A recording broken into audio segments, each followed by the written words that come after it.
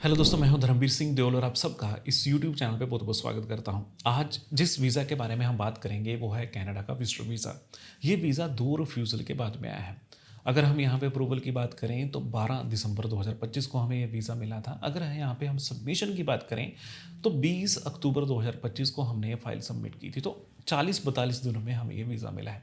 इस वीडियो में हम हर एक टॉपिक के ऊपर बात करेंगे। प्रोफाइल कैसी है, डॉक्यूमेंट क्या थे, पुरानी रिफ्यूज़ल में क्या था, किस तरीके से हमने रिप्रेजेंट किया। इन केस आप कनाडा का वीज़ा अप्लाई करना चाहते हैं या अप्लाई करने के बारे में सोच रहे हैं तो ये वीडियो आपके काफ़ी काम आएगी।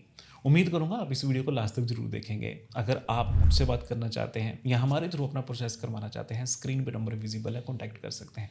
चलिए दोस्तों, वीडियो की शुरुआत करते हैं। अगर दोस्तों हम इनकी प्रोफाइल के बारे में बात करें तो मिस्टर मनोज कुमार शर्मा और मिसिज रेखा शर्मा गुजरात अहमदाबाद से बिलोंग करते हैं। अगर हम इनकी एज की बात करें तो 1973 और 1974 इनका बर्थ ऑफ ईयर है। अगर हम यहाँ पे इनके प्रोफेशन की बात करें तो मिसिज रेखा शर्मा अनएम्प्लॉयड हैं, हाउसवाइफ हैं, और जो इनके हस्बैंड हैं मिस्टर मनोज शर्मा, वो इनकी एक शॉप है, केमिकल रिलेटेड इनका बिजनेस है, और उसी के डॉक्यूमेंट हमने यहाँ पे सबमिट किए थे। अगर हम यहाँ पे फैमिली की बात करें तो एक बेटा इनका कनाडा में है जो वर्क परमिट पे है, जिसके इनविटेशन पे ये वीज़ा आया है। दूसरी बेटी इनकी गुजरात में है, वो मैरिड है और गुजरात में ही सेटल्ड है। अगर हम इनके फाइनेंशियल डॉक्यूमेंट की बात करें तो अराउंड 11,50,000 रुपया इनके सेविंग अकाउंट में था।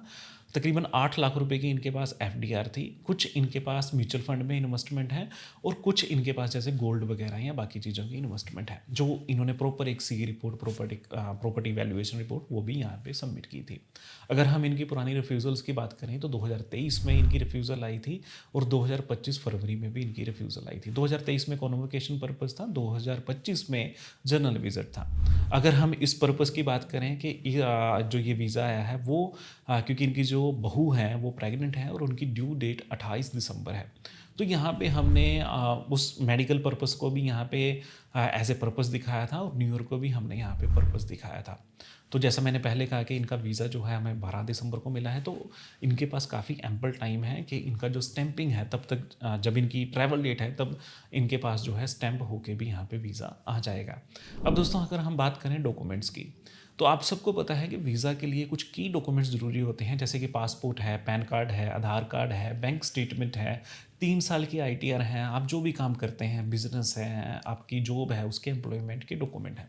उसी तरह से हमने जो हमारे क्लाइंट हैं, जो हमारी उनकी जो भी प्रोफाइल के रिलेटेड जो भी डॉक्यूमेंट्स थे, जैसे कि उनकी बैंक स्टेटमेंट थी, बैंक बैलेंस सर्टिफिकेट था, आईटीआर्स थे, कॉम्पिटिशन थे, बिजनेस के जो इनके लाइसेंस थे, शॉप के जो लाइसेंस थे, शॉप की जो इनकी लोकेशन के जो प्रूफ थे, तो वो सब हमने यहाँ पे सबमिट किए थे।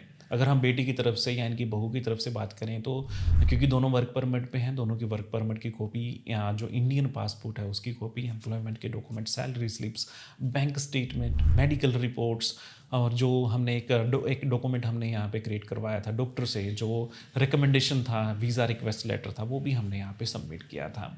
अब दोस्तों हम बात कर लेते हैं इनकी रिसेंट रिफ्यूज़ल की। जैसा मैंने पहले बताया कि इनकी 2 रिफ्यूज़ल हैं। सबसे पहले 2023 में आई थी, तब कॉन्वोकेशन पर्पज़ था। अनफॉर्चुनेटली वहाँ पे वीज़ा नहीं आया। अब वहाँ पे जो रीज़न था वो फाइनेंशियल एसेट को लेकर, पर्पज़ ऑफ विज़िट को लेके था। उसके बाद में इन्होंने 2025 में दोबारा अप्लाई किया, फिर भी वहाँ पे वीज़ा नहीं आया। और अगर हम इनकी रिसेंट रिफ्यूज़ल लेटर को ध्यान से देखें तो बिल्कुल सेम था, यानी कि डिट्टो कॉपी पेस्ट यहाँ पे रिफ्यूज़ल दी थी कि जो आपके फाइनेंशियल और एसेट है और जो आपका पर्पस है वो कंसिस्टेंट नहीं है। इसकी वजह से वीज़ा ऑफिसर ने वीज़ा नहीं दिया। अब दोस्तों हम बात कर लेते हैं कि किस तरीके से हमने इस केस को रिप्रेजेंट किया। सबसे पहले तो हमने इनके डॉक्यूमेंट्स को मंगवाया, डॉक्यूमेंट को वैलिडेट किया। हमने ये देखा कि बार बार अगर रिफ्यूज़ल आ रही है तो क्या रीज़न है। इनके पास बिजनेस अच्छा है, बिजनेस की टर्नओवर अच्छी है, सेविंग अकाउंट अच्छा है, करंट अकाउंट अच्छा है, सब कुछ अच्छा था, बट फिर भी इनकी रिफ्यूज़ल आ रही थी। तब पहली बार तो इन्होंने ये सोचा कि कॉन्वोकेशन पे हम अप्लाई कर रहे हैं, पेरेंट्स हैं, तो प्रॉपर्टी वैल्यूएशन की और सीए रिपोर्ट की ज़रूरत नहीं है। सेकंड टाइम भी उन्होंने यही सोचा कि जी सीए रिपोर्ट, प्रॉपर्टी वैल्यूएशन की ज़रूरत इस एप्लीकेशन में भी नहीं है। हालांकि देखो, अगर आप पेरेंट्स हैं, आप वीज़ा अप्लाई करना चाहते हैं, आप प्रॉपर्टी वैल्यूएशन और सीए रिपोर्ट के बिना भी अप्लाई कर सकते हैं, बट आपको डॉक्यूमेंट्स में बताना पड़ेगा कि आपके कैसे एसेट्स हैं, कैसे टाइस हैं। और ये 2 डॉक्यूमेंट हैं जो आपको सर्टिफाइड करके देते हैं कि जी ये इनकी टोटल नेटवर्थ है, ये इनके प्रॉपर्टी टाइस हैं, जिस वजह से ये वापस आएंगे। जैसे ही हमने इनकी वैलिडेशन कंप्लीट की, हमने इन्हें एक डेडिकेटेड चेकलिस्ट दी कि ये डॉक्यूमेंट हैं, आप ये डॉक्यूमेंट प्रोवाइड करो। पुरानी एप्लीकेशन में डॉक्यूमेंट नहीं लगे थे।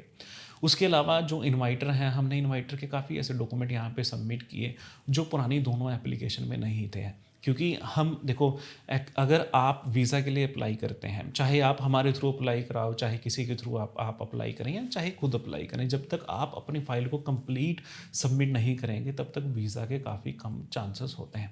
हमने यहाँ पे इनका कवर लेटर ड्राफ्ट किया, इनके जस्टिफिकेशन ड्राफ्ट की कि क्यों इनकी जो पहले 2 रिफ्यूज़ल आई हैं, कैसे इनका एसेट है, कैसा इनका पर्पस है। हमने पर्पस को लेकर लेटर ऑफ इंटेंट यहाँ पे ड्राफ्ट किया, वीज़ा रिक्वेस्ट लेटर ड्राफ्ट किए। हमने काफ़ी ज़्यादा डॉक्यूमेंट यहाँ पे सपोर्ट डॉक्यूमेंट बनवाए, क्योंकि देखो, अगर आपने रिफ्यूज़ल के बाद में वीज़ा लेना है तब इन डॉक्यूमेंट्स की काफ़ी ज़्यादा इंपॉर्टेंस होती है। आपने अच्छा लेटर ड्राफ्ट करना है, अच्छे जस्टिफिकेशंस देनी हैं, अच्छे आपने इनकेस अगर आपके फाइनेंशियल को लेकर कोई डिक्लेरेशन देनी है तो वो भी आपने यहाँ पे देनी है। तो ऐसा नहीं है कि आप बार बार अप्लाई करोगे, आप सेम तरीके से अप्लाई करोगे और आपके वीज़ा के चांसेस बढ़ जाएंगे।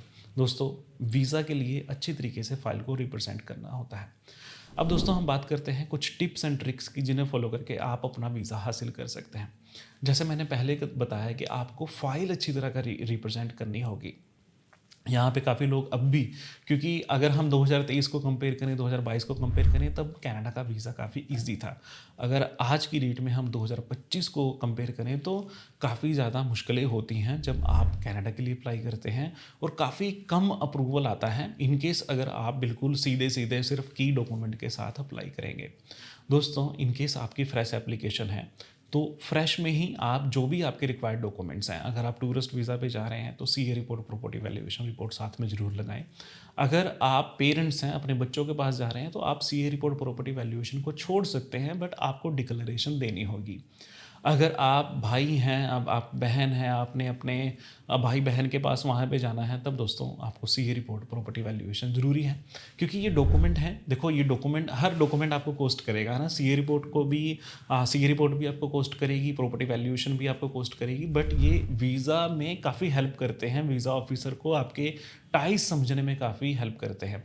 अगर आप इन डॉक्यूमेंट्स पे इन्वेस्ट कर सकते हैं तो आपको ज़रूर इन्वेस्ट करना चाहिए और साथ में अपने डॉक्यूमेंट को सबमिट करना चाहिए। अच्छे से डॉक्यूमेंट तैयार करें, जो सपोर्टिंग डॉक्यूमेंट है, कवर लेटर है, अच्छे तरीके से बनाएं कि क्या पर्पस है, कैसी आपकी प्रोफाइल है, किस तरीके से आप पैसा अर्न करते हैं, आपके पास कौन कौन से टाइज हैं जिसकी वजह से आप वापस आएंगे, है ना। कैसी आपकी फैमिली है, कैसे आपके यहाँ, मतलब आपने क्यों कनाडा को चुना, क्यों आप कनाडा जाना चाहते हैं, आप क्या करेंगे, हर एक डॉक्यूमेंट आप यहाँ पे बनाएं, जिसमें कवर लेटर है, जस्टिफिकेशंस हैं, लेटर ऑफ इंटेंट है, ट्रैवल आइटनरी है, और भी कई ऐसे डॉक्यूमेंट हैं जो एक कंसल्टेंट अपनी प्रोफाइल में सबमिट करते हैं। यहाँ पे कुछ लोग ये भी कहते हैं कि जी हमने कवर लेटर लगाया था, हमने जस्टिफिकेशंस लगाई थी। दोस्तों, होता क्या है, इनकेस अगर हम हर वीडियो में कवर लेटर की बात करते हैं, जस्टिफिकेशंस की बात करते हैं, तो शायद आपको लगता है कि ये 2 डॉक्यूमेंट ही होते हैं। हालांकि इसके अलावा भी कई डॉक्यूमेंट होते हैं। जो भी आपके डॉक्यूमेंट में कमी है, उस डॉक्यूमेंट में उस कमी को वीज़ा ऑफिसर को समझाने के लिए आपको डॉक्यूमेंट की ज़रूरत होती है, जिसे हम जस्टिफिकेशंस, क्लैरिफिकेशन, डिक्लेरेशंस कहते हैं। और ये हर क्लाइंट के लिए अलग है।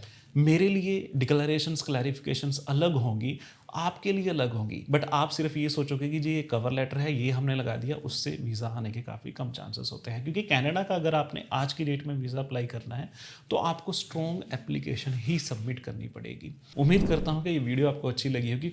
काफ़ी बातें होती हैं, काफ़ी लंबी चौड़ी हम इस पर बात कर सकते हैं, बट वीडियो की ड्यूरेशन काफ़ी बड़ी हो जाती है, जिससे ना आपके पास टाइम होता है और मैं आपके टाइम की काफ़ी कदर करता हूँ। तो इसलिए हम कोशिश करते हैं कि वीडियो को छोटा रखा जाए।